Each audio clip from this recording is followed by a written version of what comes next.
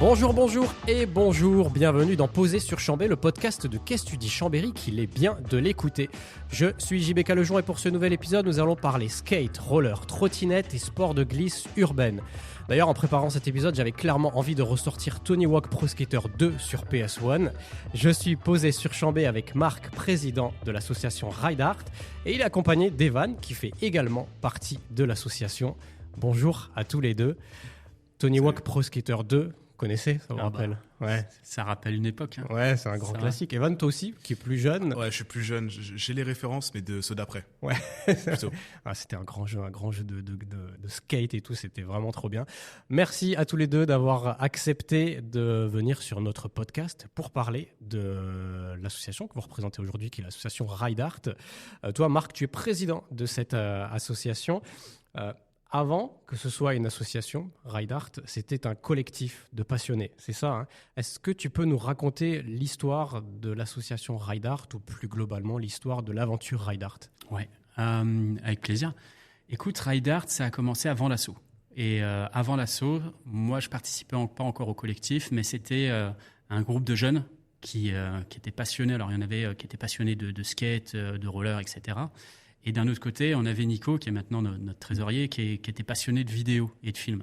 Et du coup, ils ont créé une chaîne YouTube où ils ont créé pas mal de contenu vidéo. Je crois que ça a commencé en 2013 ou quelque chose comme ça. Ouais, j'ai vu des vidéos. Et ils ont des vidéos de dingue, quoi. Tu vois, ils ont eu des vidéos à l'époque qui ont été vues plus de 200 000 fois, des trucs comme ça. Ouais, il y a une vidéo tuto, je crois, c'est ça. Une des premières vidéos, c'est une vidéo tuto monocycle qui date de plus de 10 ans. Ouais, et effectivement, plus de 30 000 vues, c'est énorme. Ouais, c'est énorme. Et puis après, ils ont commencé à faire des vidéos avec des mises en scène, tu vois. Et je crois que petit à petit, avec les vies professionnelles, enfin les vies étudiantes et tout, ça s'est un petit peu tassé. Et j'ai eu l'opportunité, la chance de rider avec Axel et Anto, qui faisaient partie de ce collectif, tu vois. Et on roulait ensemble régulièrement à la motte. Et puis, c'était il y a 2 ans et demi maintenant, quelque chose comme ça. On était à la motte et le skatepark, il commençait vraiment à être dans un état lamentable. On n'arrivait même plus à rouler dessus, tu vois. Ils avaient mis des briques, des choses comme ça. Et du coup... C'était du bricolage. Ouais, un peu. Ouais, ils avaient limite condamné une partie du skatepark, tu vois, parce qu'il était trop abîmé. Ils avaient mis des barrières, des trucs, enfin, on pouvait rouler que, tu vois, sur une petite partie du skatepark. Donc, du coup, j'ai discuté avec eux et puis on s'est dit, bah, honnêtement, si on veut faire bouger les choses et avoir des échanges constructifs avec la mairie de La Motte, mais aussi avec la mairie de Chambéry pour améliorer un petit peu les infrastructures, il faut qu'on ait une structure. Et du coup, on a commencé à parler de l'assaut et c'est là où ils m'ont parlé de leur ancien collectif qui s'appelait Ride Art. On a décidé de garder le nom et d'ajouter du coup Nico à l'aventure. Et donc, on a commencé ça il y a 2 ans et demi. Il y avait Axel, il y avait Anto, il y avait Nico et il y avait moi. Du coup, c'est une toute jeune association, c'est ça, novembre 2021, c'est ça que tu dis, donc il y a à peu près 2 ans. Ouais, c'est ça. Ouais. Parce que sur le site internet, on trouve vraiment, il y a un vrai suivi qui est fait sur l'activité de l'asso. J'ai vu où il y a une sorte de journal de bord de l'asso où les grandes étapes sont indiquées. Et cette volonté, donc tu le disais, de passer en tant qu'association, c'était vraiment pour avoir un poids plus significatif, pour apporter des changements à la culture de glisse urbaine dans les communes comme Chambéry, comme La Motte. Ouais, ça entre autres, ouais. On va dire que ça, c'était la première chose. La première chose, on s'est dit, tu sais, c'est pas comme les clubs de foot ou les clubs de rugby. On n'a pas les riders en skate, en roller. Souvent, ils sont jeunes, ils sont pas très structurés. Il y a pas de voix pour parler aux mairies. Et aujourd'hui, si tu veux développer quelque chose, tu as besoin d'avoir quelque chose d'assez sérieux, quoi. Donc, du coup, on s'est dit, on va servir de voix pour les riders. Et on va commencer à parler avec les mairies pour créer de nouveaux skateparks, les rénover ou créer de nouveaux skateparks. Et du coup, ça a été la première mission qu'on s'est donnée. Ensuite, en deuxième mission, on avait vraiment envie de faire la promotion de ces sports sur Chambéry et les alentours. Donc, on s'est dit, on va créer des événements. Là, on a créé un événement il n'y a pas longtemps qui était une demi-journée d'initiation qui a super bien marché. Chaque année, on organise une compétition. Et maintenant, on organise même des événements avec d'autres associations. On a créé une sorte de collectif associatif sur Chambéry. On crée même des événements ensemble. Donc, c'est vraiment génial, tu vois, la synergie autour de ce projet. Et la troisième chose, on s'est dit, bah, tous ces jeunes riders, là, enfin jeunes et moins jeunes, parce qu'en fait, ça va de 10 ans jusqu'à 42, 43 ans, tu vois. Mais on a cette passion commune de rider en skatepark. Mais comme on n'a pas des super infrastructures, c'est dur de progresser. Donc, on s'est dit, nous, avec Ride Art, et le fait qu'on soit pas mal d'adultes quand même avec des permis, etc., on va, une fois par mois, organiser une sortie pour les riders et les emmener découvrir des super skateparks, quoi. Donc un coup on va à Lyon, un coup on va là, dans quelques jours on part à Genève, on est déjà allé à Lausanne, on est déjà allé, enfin tu vois, et on a des projets comme à partir des week-ends entiers. Là, notre premier week-end qu'on organise avec l'asso, ça sera début juin et on va à Montpellier, tu vois, le plus gros skatepark européen. Ouais, c'est ça. Ouais. Ah, c'est le plus gros, tu vois. Ils l'ont construit, ils ont fini de le construire en juin de l'an dernier. Et du coup, tout le monde est trop content. On y va, on s'est loué une auberge de jeunesse, tu vois, et puis on part là-bas. Une vraie aventure, quoi. La question des infrastructures, j'ai l'impression que ça revient, parce qu'en préparant l'émission, je me suis renseigné un peu sur d'autres aussi des associations, de collectifs un peu comme Ride Art. Et j'ai l'impression que la question des infrastructures sur les skateparks, elle a encore beaucoup de chemin à faire, en fait, sur comparé à d'autres pays aussi où c'est plus développé. En France, il y a quand même un retard sur la qualité des infrastructures et peut-être l'accueil aussi de sports urbains comme ça. La première chose, c'est qu'il y a eu quand même beaucoup de progrès. Sur les 10 dernières années, enfin, tu vois, il y a énormément de skateparks en France qui ont vu naître un petit peu avec une approche plus professionnelle, avec des vrais constructeurs qui ont un vrai discours avec les mairies. Mais la réalité, c'est que si tu n'as pas une association qui vient parler aux mairies, les mairies, elles ne savent pas ce que c'est qu'un bon skatepark. Tu vois, tu leur dis, les skateparks à Chambéry, ils ont 25 ans et ça ressemble à des aires de jeu plus qu'à des skateparks pour une pratique sportive. Et ben, ils s'en rendent compte parce que tu leur montres des vidéos, tu leur dis, regardez les gars, maintenant on est aux Jeux Olympiques, quoi. Le skate, on est aux Jeux Olympiques. Mais à côté de ça, les infrastructures, elles sont trop vieilles, du coup. Elles sont dépassées, vieilles, elles sont plus vraiment sécurisées, peut-être aussi. Non, je sais pas. Une partie, c'est clair. C'est clair que les anciens modules, la façon de faire les skateparks dans les années fin 90, 2000 et maintenant, c'est pas la même chose. Pour te dire, quand on a commencé à parler à Chambéry, le skatepark était géré par les espaces verts, tu vois. C'était même pas considéré par les, tu vois. Donc ça a changé. Parce qu'il est au sein du parc du Vernet, c'est ça le fait que possiblement. Possiblement. En tout cas, je pense que c'est parce que c'était considéré comme une aire de jeu. Tu vois, plus que comme un lieu sportif, et que les aires de jeu sur Chambéry sont liées avec le service des espaces verts, etc. Donc les choses sont en train de changer. On a beaucoup de discussions avec la mairie de Chambéry. On a un dossier sur la rénovation du skatepark de la Motte qui avance très très bien.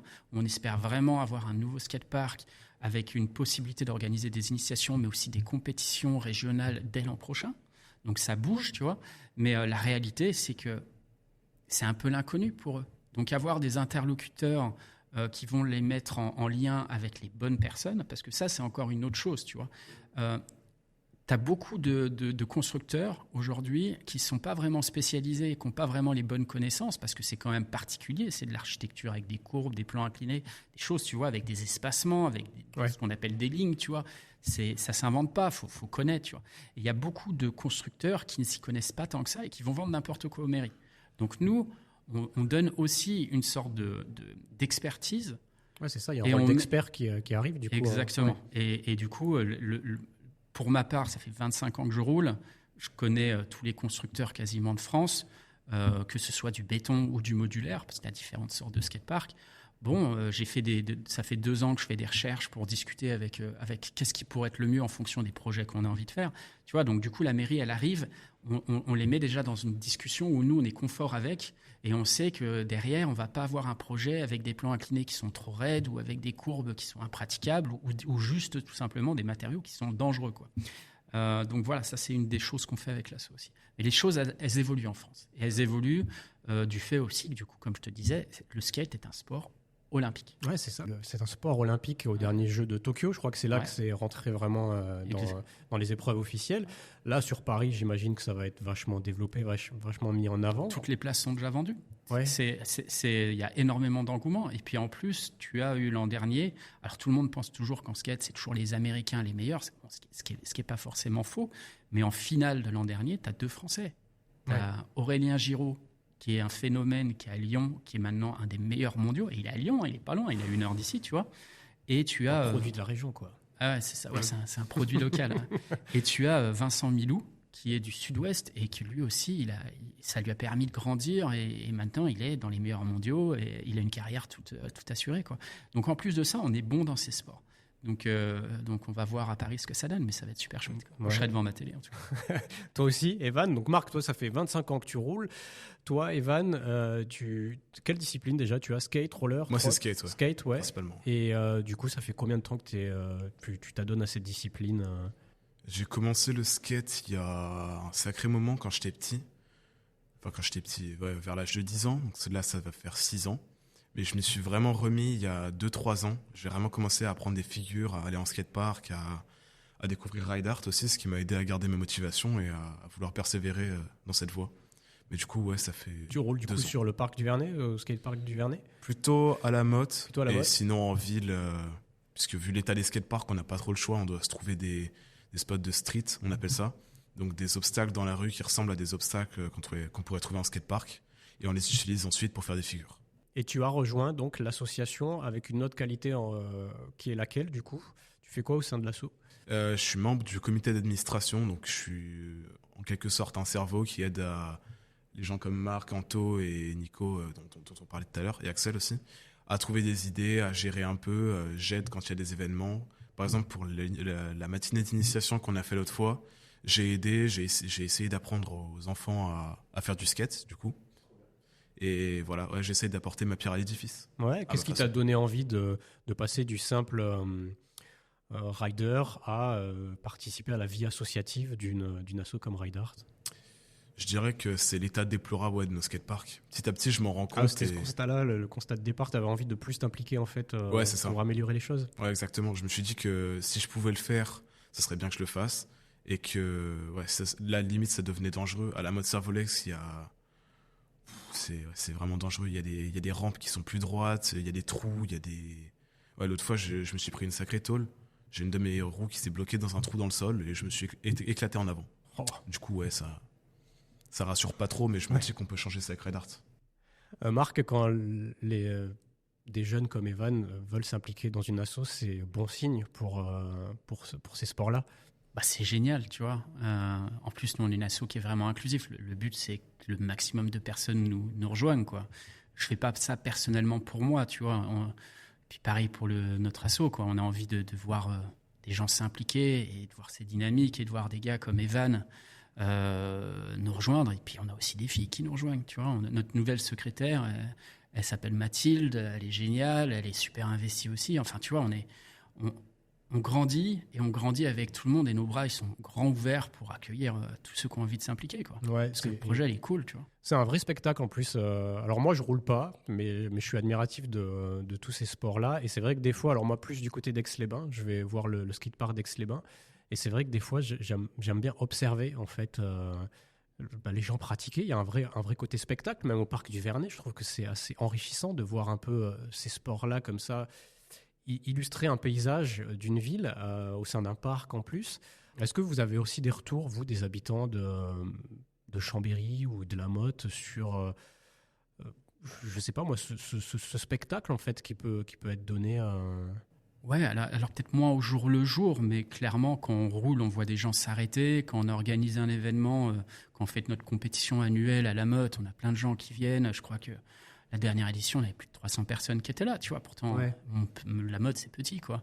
Et on a des super retours. Mais tu as raison, en fait, c'est engagé comme sport. C'est un peu, c'est aérien, enfin, ça donne envie, ça va très vite. Artistique, je trouve, moi. Bah, il y a ouais, vraiment un côté très, très artistique dans les figures, les gamelles aussi, je suis désolé, mais ça fait partie aussi du truc et tout. Bon, peut-être moins violente que celle que tu as eue à la Motte récemment, parce que là, ça devait vraiment faire mal, mais je trouve que ça fait partie aussi de ce truc de tomber, se relever, réessayer plusieurs fois la même technique et tout.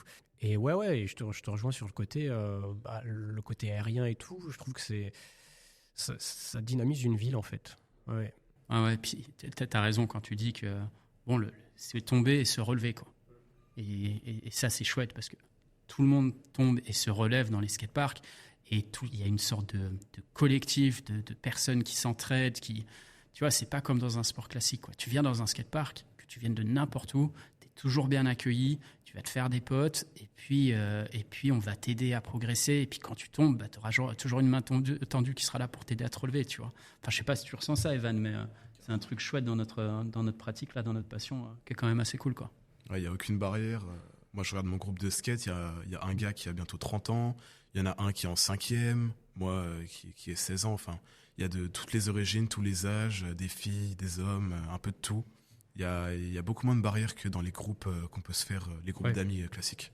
Chacun apprend des autres, en fait. Les anciens apprennent peut-être des figures à d'autres, et les plus jeunes aussi apprennent des choses, et c'est plutôt bon enfant et agréable, en fait, d'après ce que vous dites. Ouais, carrément. Ouais, carrément. Et récemment, il y avait l'initiation, t'en parlais tout à l'heure, l'initiation au parc du Vernet. On en parlait un peu hors antenne, et tu disais que vous aviez été surpris du monde qui était venu, beaucoup d'enfants, beaucoup de parents, beaucoup de personnes venues pour se rencontrer déjà, je pense, pour rencontrer un peu l'association et puis ensuite pratiquer. Comment vous avez vécu l'événement, cette initiation qui, je pense, reviendra aussi? Il va revenir, ouais. On prévoit déjà une prochaine date pour automne. On le communiquera plus tard sur notre site. Mais pour revenir à cet événement, c'était que du bonheur. On peut dire qu'on était un petit peu débordé parce qu'il y avait beaucoup de monde, mais c'était inespéré, quoi. Enfin, c'est la première fois qu'on fait un événement de ce type. On se dit on va permettre à tous les jeunes ou moins jeunes qui ont envie de découvrir le roller, la trottinette ou le skate en skatepark de venir. Et on avait des membres du comité d'administration qui étaient là, qui ont créé des ateliers, tu vois, genre des petits slaloms, des petits jeux, des choses comme ça. Et on a vu, du coup, à partir de 9h30, de plus en plus de personnes arriver. Des parents, mais beaucoup de jeunes, des gens, c'était des enfants, c'était la première fois qu'ils montaient sur des rollers, tu vois. Donc parfois, on faisait aussi du 1 avec 1, tu vois, à les aider et tout. Ouais. C'était super chouette. Et le plus rigolo dans l'histoire, c'est que le lendemain, je suis repassé au Vernet, et des gens que j'avais jamais vus sur le skatepark, il y avait des gens qui étaient là aux initiations avec leurs enfants, qui étaient là le lendemain à rouler avec leurs enfants, tu vois. Je me dis, c'est chouette, c'est une petite victoire, parce que du coup, ça a permis sûrement à des parents de se rencontrer, voir leurs enfants, ils ont la même passion, et ils vont se donner un rendez-vous après pour y retourner, tu vois. Et ça, je trouve ça chouette. Et puis après, bon, le moment, il était juste bon enfant, tu vois.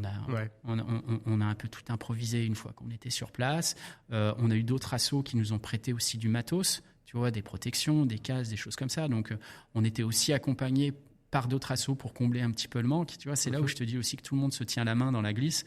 C'est que j'ai juste eu envoyé un WhatsApp et dire, écoutez, on a besoin d'un peu des rollers, des trucs comme ça, vous pouvez nous dépanner.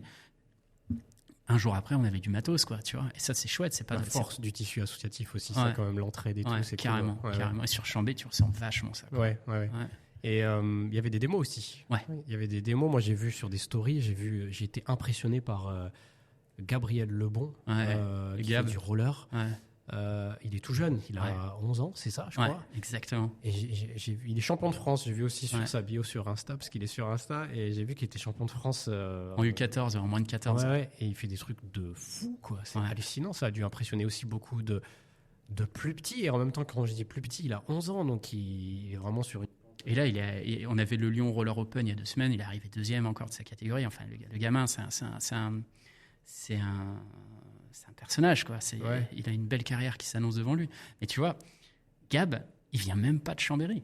Et c'est là où je te dis, l'énergie de ce qu'on a créé avec Ride Art, ça commence à montrer des belles choses. Tu vois, on a été contacté par son père et par lui et son frère.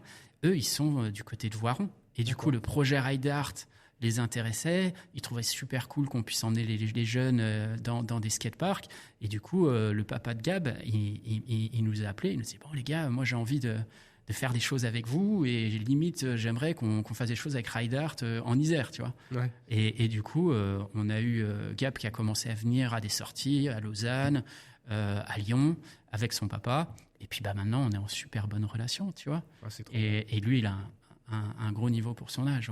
Ouais, c'est assez impressionnant. J'invite les gens qui écoutent ce podcast à aller regarder son compte Insta et voir un peu les vidéos. Parce que c'est vraiment impressionnant ce qu'il fait, ce petit bonhomme, quoi, 11 ans et tout sur ses rollers. Il est impressionnant. Ironman pour moi, Tony Stark. Il s'envole comme ça, c'est fantastique, et il retombe sur ses pattes, c'est trop bien. J'avais une question par rapport à la culture des sports de glisse. Comment Chambéry et plus globalement la Savoie, comment elle se situe? Est-ce qu'elle est en retard par rapport à d'autres départements, ou est-ce qu'elle est du même niveau, ou est-ce qu'elle... Comment vous pourriez...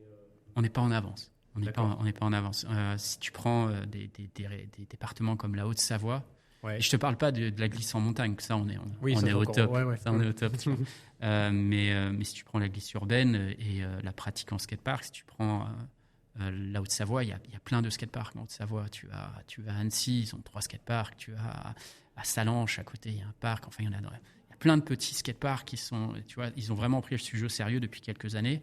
Tu vas en Isère, t'as Creul, qui est un skatepark énorme à Creul, qui a été créé, je crois, en 2010 ou quelque chose comme ça, tu vois. Et puis, à l'intérieur de Grenoble, tu as quand même le lieu associatif de la Bifurque. Je ne sais pas si ça te parle, la Bifurque. C'est un lieu où dedans, tu as une salle de concert, où tu as des assos de photos. Ils ont un skatepark intérieur associatif. Et du coup, ils organisent des événements dedans, des compétitions, des choses comme ça. Tu peux y aller tous les jours rouler si tu as envie. Ils accueillent roller, trot, skate et BMX. Et tu vois, ils sont déjà bien structurés, quoi. Donc, si tu te compares au département autour de nous, clairement, on a du boulot et on n'est pas en avance. Après, tu as d'autres départements en France qui sont sûrement encore pire que nous. Ce qui est un peu dommage, c'est que la Savoie, c'est la capitale de la glisse, quoi. Ouais. Depuis tout le temps, quoi. Enfin, tu as un paquet de skieurs, de snowboarders, tu as probablement certains des meilleurs snowparks du monde. Et dès que tu arrives dans les villes, tous ces gars qui font du snow et du ski l'hiver, je peux te dire que l'été, ils font du skate, quoi. Tu vois, ils roulent, ils font du roller, ils font du skate, et du coup, il n'y a plus rien du tout, quoi. Donc nous, on espère vraiment pouvoir changer un peu les choses de ce côté. Ouais, qu'est-ce que vous aimeriez changer? Qu'est-ce que toi, tu aimerais voir, Evan, arriver sur le département, sur Chambéry, à ce niveau? J'aimerais bien, dans l'absolu, évidemment, un énorme skatepark ouvert, comme on peut retrouver, comme tu disais, à Grenoble, à Lyon, même plus loin, en Suisse, à Montreux. Il y a un super skatepark ouvert. Moi, j'aimerais bien voir ça par là, parce que quand on se retrouve à faire du skate sous la pluie et qu'on ne sait pas où aller, qu'on doit attendre que ça passe, et qu'au final, ça passe pas, comme je disais, rentrer chez nous, sans avoir mis les figures qu'on voulait mettre, on est un peu dégoûté. Donc un skatepark à l'intérieur, ça serait sympa, je pense. Ok. Et une rénovation après des skateparks extérieurs, mais ça c'est prévu. Du coup, quand vous organisez un peu des sorties comme ça dans des skateparks beaucoup plus gros, beaucoup plus équipés, ça doit être pour les adhérents ou pour les jeunes, etc., ça doit être quand même quelque chose d'impressionnant. C'est un peu comme un parc d'attractions finalement, non? J'imagine quand vous débarquez dans... C'est même mieux, tu vois. C'est même mieux. Enfin, tu vois, pour ceux qui sont jamais allés, ils arrivent là-bas, tu pousses les portes, t'arrives, t'as des modules qui sont énormes, t'as des bacs à mousse, c'est génial, quoi. Enfin, moi, tu vois, quand j'avais 12 ans, j'aurais rêvé d'avoir ça, quoi. Même quand j'avais 18 ans, j'aurais rêvé d'avoir ça, tu vois, qu'on m'emmène chaque mois découvrir un lieu. Mais ouais, c'est comme tu dis, c'est une sorte de parc d'attraction. Et pour répondre à ta question d'avant, moi, ce que j'aimerais voir un jour, c'est un peu mon rêve secret, tu vois, ce serait vraiment d'avoir une sorte de centre d'entraînement pour ces pratiques et voir peut-être un sport-études ou quelque chose, skate, roller, trot, professionnaliser un petit peu plus la carrément. discipline, c'est ça? Comme je te dis, tu vois, c'est au JO. Je pense que la trottinette va y venir aussi sûrement en 2028 et ça commence vraiment à être reconnu comme des sports, tu vois, avec des athlètes, et ces athlètes, faut les former dès le plus jeune âge, tu vois, et c'est pas forcément qu'avec des assos, mais il doit y avoir des prises en charge dans les études, des choses comme ça.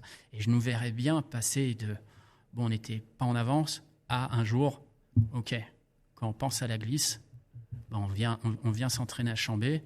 Et puis, si on veut faire un lycée pour progresser, on vient à Chambé aussi, tu vois. Il y a des lycées qui proposent ça aujourd'hui en France ou pas? Je sais qu'il y a des collèges qui proposent des horaires aménagés. En lycée, je t'avoue que j'ai regardé, mais j'ai jamais trouvé quelque chose de consistant avec un vrai programme éducatif sport-études aujourd'hui. Il y aura un espoir, selon toi, après les JO de Paris, de voir changer certaines choses dans les années à venir? On va y venir. Ouais. On va y venir, tu vois. Ça commence par les infrastructures, ensuite les compétitions. Tu vois la médiatisation des athlètes, ça devient de plus en plus pro, tu vois. Donc clairement, tout ce qui va être études, ça va venir. J'aimerais bien qu'à Chambé, on soit dans les premiers. On croise les doigts.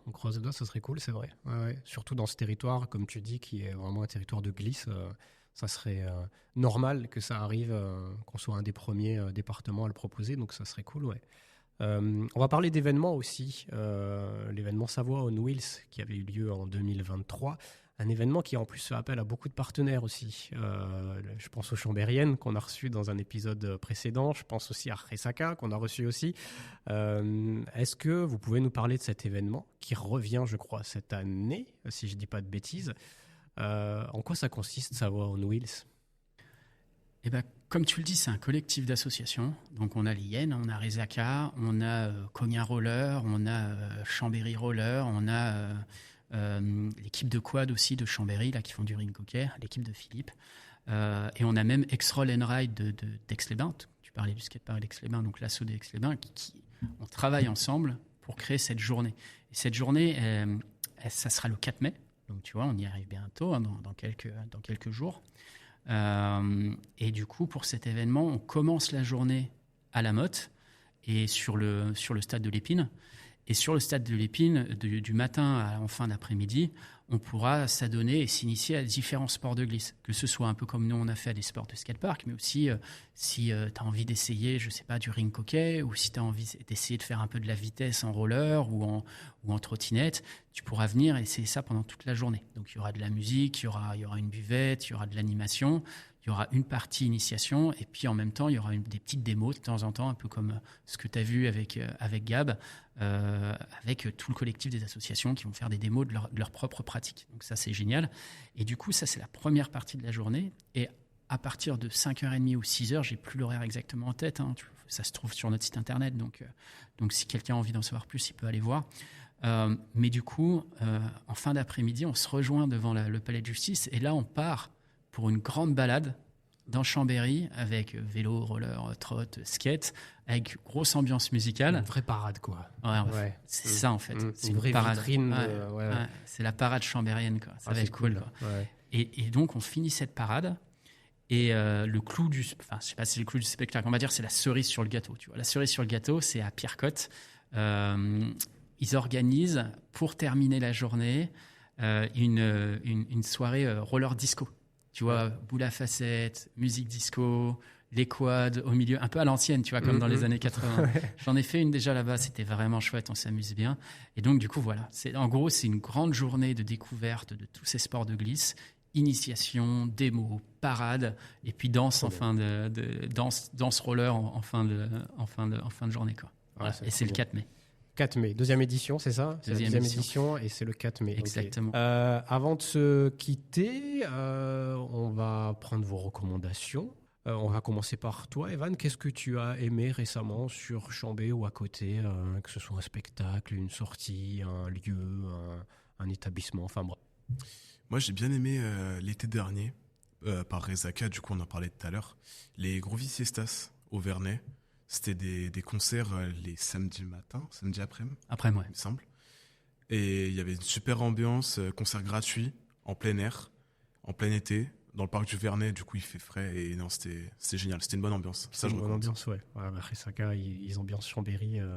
Voilà, ça c'est vrai que... Et ça revient, je crois, cette année d'ailleurs. Hein. Il me semble, ouais. Pierre nous avait dit que ça allait sans doute revenir, donc ouais. Et pour toi, Marc, ta reco? Moi, dernièrement, j'étais allé au Nuit de la Roulotte, qui est un festival qu'ils organisent chaque année. Tu vois, à la base, c'est pas trop mon truc, mais j'ai été surpris par l'ambiance, la générosité, et puis la musique qui est quand même super cool, tu vois. Et du coup, je le recommande à tout le monde, quoi. Et puis après, juste pour dire, Chambé quand même, les gars, ils sont super bons, les collectifs associatifs, ce tissu associatif, il y a plein de trucs qui se fait, tu vois. Que ça soit au Scarabée, que ça soit des assos comme Pierre et Rezaka, l'espace Malraux, tu vois.